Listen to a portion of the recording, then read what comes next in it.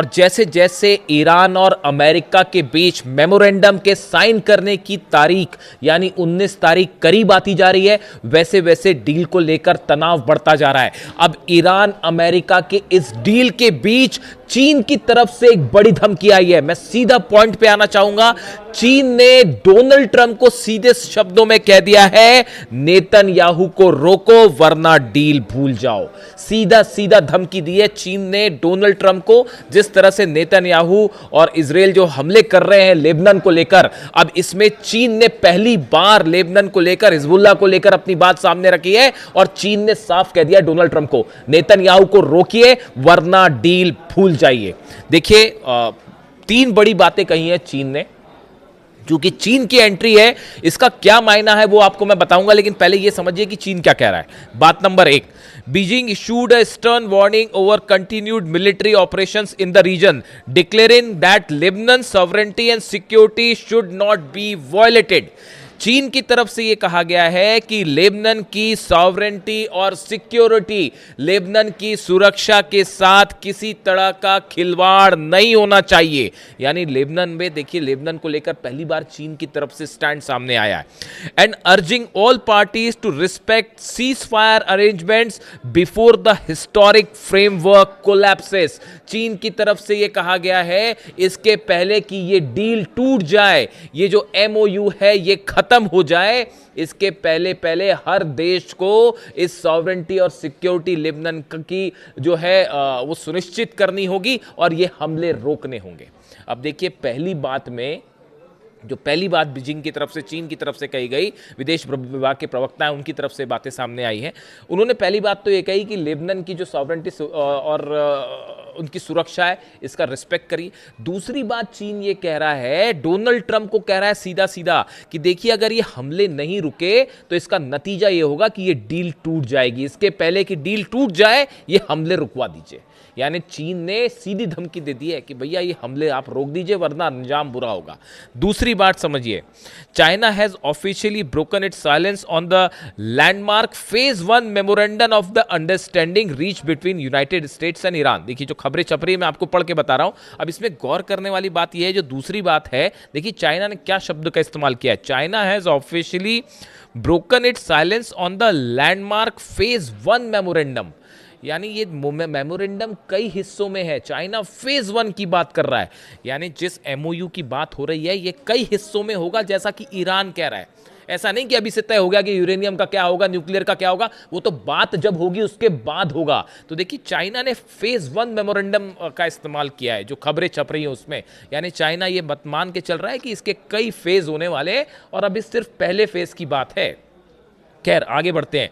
Throwing its diplomatic weight behind the reopening of the Strait of Hormuz, Chinese Foreign Ministry spokesperson Lin Jian stated that restoring safe, unhindered maritime passage serves the global interest. दूसरी बात जो चीन ने कही है वो straight of Hormuz को लेकर कही है कि स्ट्रेट ऑफ हॉर्मूज खुलना बेहद जरूरी है ताकि पूरे देश में ऑयल और गैस सप्लाई पहले की तरह हो सके और इंटरनेशनल जो हित है उनको ध्यान में रखते हुए फैसला लिया जाए। पहली बात उसने कही लेबनान को लेकर, फिर कहा कि नेतन्याहू को रोको वरना डील टूट जाएगी, और दूसरी बात उसने ये कही है कि फौरन स्ट्रेट ऑफ हॉर्मूज आप खोलिए। यानी चीन अब दबाव बना रहा है अमेरिका के ऊपर कि तुरंत स्ट्रेट ऑफ हॉर्मूज खोल दीजिए, क्योंकि चीन के जहाज भी फंस रहे हैं वहां पर। इसलिए जो है वो चीन की भी अब एंट्री हो गई है। ये दूसरी बात थी। तीसरी बात, Beijing remains in the constant contact with the regional powers to safeguard Chinese vessels and crew members. तीसरी बात ये चीन ने कही है कि हम जितने रीजनल प्लेयर्स हैं इसके टच में हैं। अब रीजनल प्लेयर से क्या मतलब? ईरान से मतलब है, ओमान से मतलब है, सऊदी से मतलब है, यूएई से मतलब है। जितने अरेबियन देश हैं ईरान के साथ साथ सबके साथ चीन संपर्क में है, और चीन इस बात पर नजरें बनाए हुआ है कि किसके साथ अमेरिका की क्या डील हो रही है, अमेरिका किस देश के साथ क्या बातचीत कर रहा है और ईरान को लेकर आगे क्या प्लानिंग हो रही है। हर चीज पर चीन की बड़ी बारीक नजर है, और इसीलिए वो ये कह रहा है कि हमारे जितने जहाज हैं उनकी सुरक्षा के लिए हम सभी जितने रीजनल प्लेयर्स हैं हम इनसे टच में हैं। तो अब ये 3 बातें अहम हो गई जो चीन ने कही है। अब इसमें जो सबसे इंपॉर्टेंट बात है, देखिए अब ये इसके चीन के इस समय ये बात के कहने के क्या मायने हैं और अचानक चीन की तरफ से बात क्यों कही गई।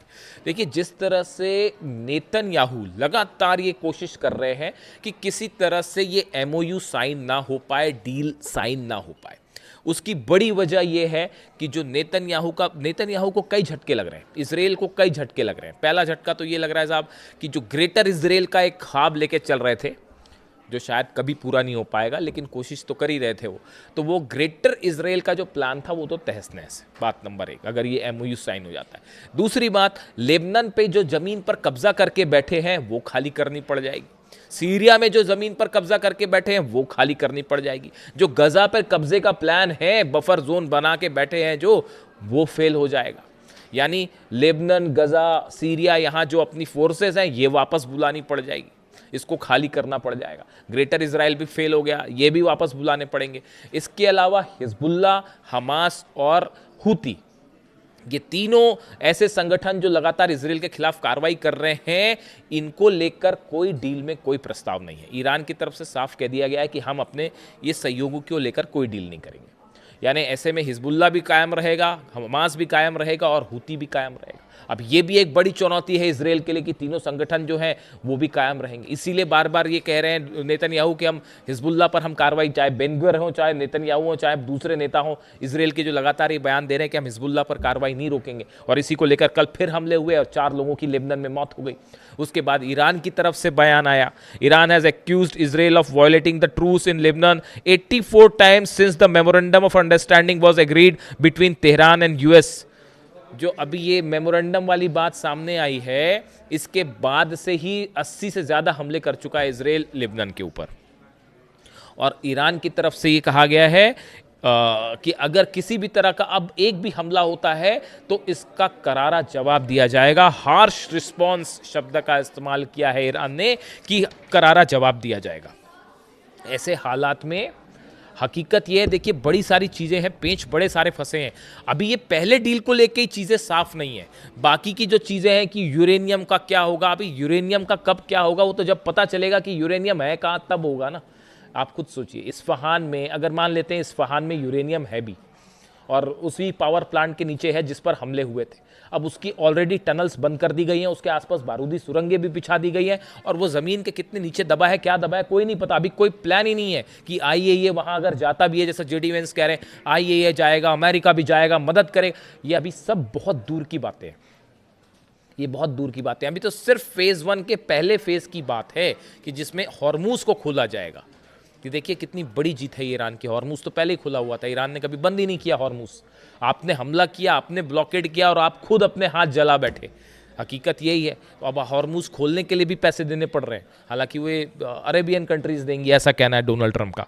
खैर जो भी है हकीकत, तो अब स्थिति ये है कि डील के सिर्फ पहले फेज को लेकर अभी एक बड़े रूप पर सहमति बनी है, लेकिन चाइना की इसमें एंट्री ये बता रही है कि पर्दे के पीछे से चाइना भी इस डील की हर चीज पर नजरें बनाए हुए है।